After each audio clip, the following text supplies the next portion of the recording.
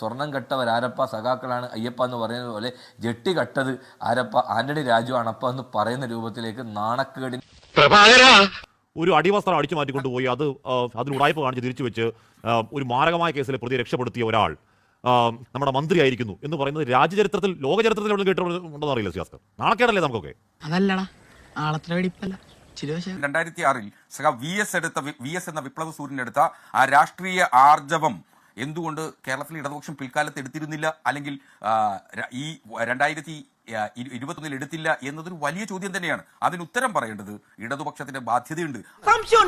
വിദേശിയായ ഒരു മയക്കുമരുന്ന് കച്ചവടക്കാരനെ ജെട്ടി മോഷ്ടിച്ച് മുന്നോട്ട് രാജ്യദ്രോഹ കുറ്റം ചെയ്ത ഒരാൾ കേരളത്തിന്റെ മന്ത്രിയായി MLA ആയി ഇപ്പോഴും നിൽക്കുന്നു എന്ന് പറയുമ്പോൾ എത്രത്തോളം നാണക്കേടാണ്, എത്രത്തോളം അതിനെക്കുറിച്ച് പറയുമ്പോൾ ഈ നാട് പുച്ഛിച്ച് തലതാഴ്ത്തുകയാണ്. എന്നിട്ട് പറയുകയാണ് ഞാൻ കുറ്റക്കാരനല്ല. ഇപ്പോൾ കൊടിസുനി പറയുന്നുണ്ട് ഞാൻ കുറ്റക്കാരനാണ്, അല്ലെങ്കിൽ ഗോവിന്ദസ്വാമി പറയും ഞാൻ കുറ്റക്കാരനാണ്. ഈ ശിക്ഷിക്കപ്പെട്ട ഈ പ്രതി, അവരുടെ MLA എന്ന് മെയിൻ നടക്കുന്ന ഇയാൾ പ്രതിയല്ല, ഞാൻ കുറ്റക്കാരനല്ല എന്ന് പറയുമ്പോൾ സ്വാഭാവികമായിട്ടും അത്രയൊക്കെ പറയാൻ പറ്റും. അങ്ങനെ ആ പ്രതികൾ പറയുന്ന കാര്യമാണ് ഈ ആന്റണി രാജു എന്ന് പറയുന്ന കേരളത്തെ 3 കൊല്ലക്കാലം മന്ത്രിയായി നിന്ന ഒരാൾ പറയുന്നു എന്ന് പറയുമ്പോൾ വളരെ നാണക്കേടാണ്. തീർച്ചയായിട്ടും ഈ സർക്കാരിന്റെ ഭാഗത്ത് ഇപ്പോൾ പൊളിറ്റിക്കൽ ആരോപണത്തിനപ്പുറത്തേക്ക് എല്ലാ കള്ളന്മാരും കൊള്ളക്കാരും ജെട്ടി മോഷ്ടാക്കളൊക്കെ ചേർന്നൊരു സംവിധാനമായി ഈ സർക്കാർ സമാധാനമായി